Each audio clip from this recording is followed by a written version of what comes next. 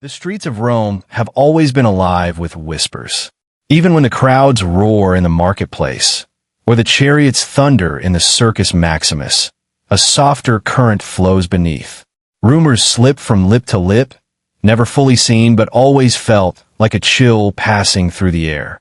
I was born among these stones, and from childhood I learned to listen carefully, for whispers often carried the truths that proclamations hid.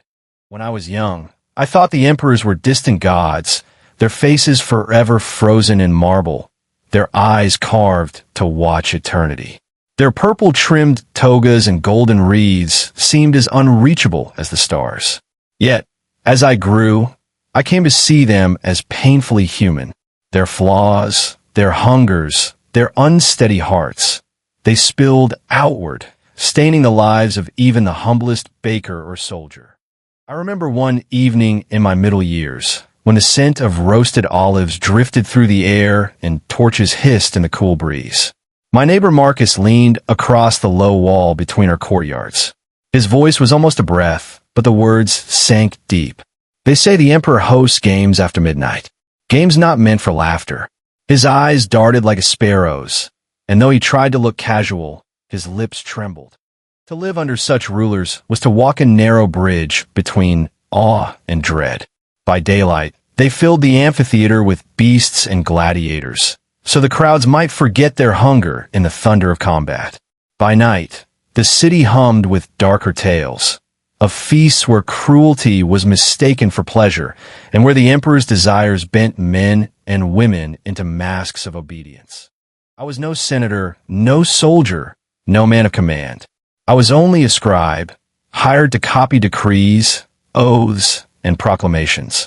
My hands smelled of ink and wax more than bread. Yet even in the scribe's chamber, where shadows stretched long across the walls, I felt the tremor of those whispers. Each new law carried hidden motives. Each speech was polished to cover what should not be spoken. I came to see that silence was often louder than ink. There was one emperor, whose name even now I hesitate to write, who treated people as instruments to be played. At first he gathered beauty, actors with golden voices, dancers whose steps rippled like water. But soon the rumors darkened.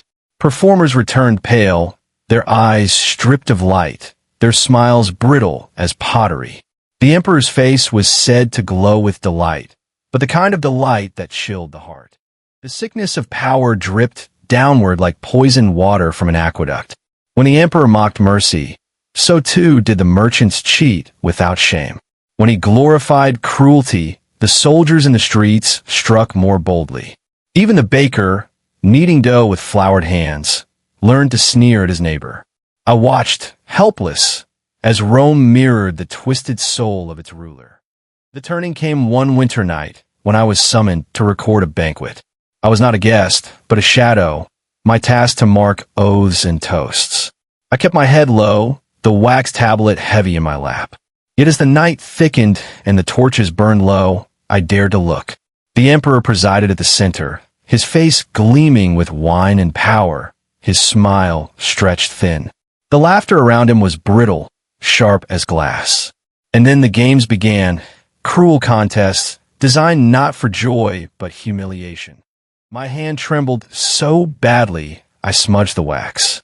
That night, back home, I sat in silence, unable to close my eyes. My wife asked no questions. Her silence was its own wisdom. She only sat nearby, her hands folded, her stola plain, and her eyes shadowed with quiet worry. I could not bring myself to tell her what I had seen, yet she read it in my face. Years passed. Emperors rose and fell, each leaving behind new stories. Some were praised for generosity, others cursed for cruelty, but always the whispers remained. Children laughed nervously as they repeated tales of feasts and scandals, as though by mocking them they might blunt the fear. Yet I saw how the darkness shaped them, how even laughter carried the mark of unease. What I came to realize was this: the danger was not only in what the emperors did in secret, but in how we, the people, absorbed it. We began to believe cruelty was natural, that corruption was unshakable. When whispers teach despair, despair takes root in the heart. That, I saw, was the emperor's true victory. Yet hope found me in an unexpected form. One evening, as I passed the palace gates, a young soldier spoke to me. His armor gleamed, his face unlined by age, yet his eyes were clear with conviction. "Rome is more than one man," he said. "Rome is all of us, and we can choose what we carry." His words pierced me deeper than any decree. Slowly, carefully, I began to share that thought. Not in proclamations, not in speeches, but in whispered conversations where trust lived. With neighbors, with children, with fellow scribes. We spoke not of the emperor's sickness, but of our own choice, to live with dignity, even in shadow. Small words, small acts, but together they were seeds of light. Now I am old.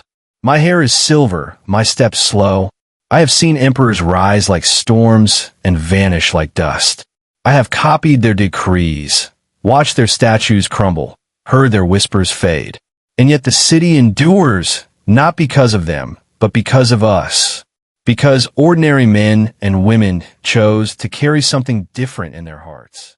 When I walk the stones now, I feel them whispering still. They carry secrets, yes, but also courage. They remind me that Rome is not only marble palaces or twisted desires. Rome is the baker who still gives fair measure, the soldier who guards with kindness, the scribe who chooses to write with truth. The emperors may have twisted their own lives into knots of cruelty, but we need not follow. We can walk another path. And I, an old scribe, leave these words as proof that whispers need not only carry darkness, they can carry light.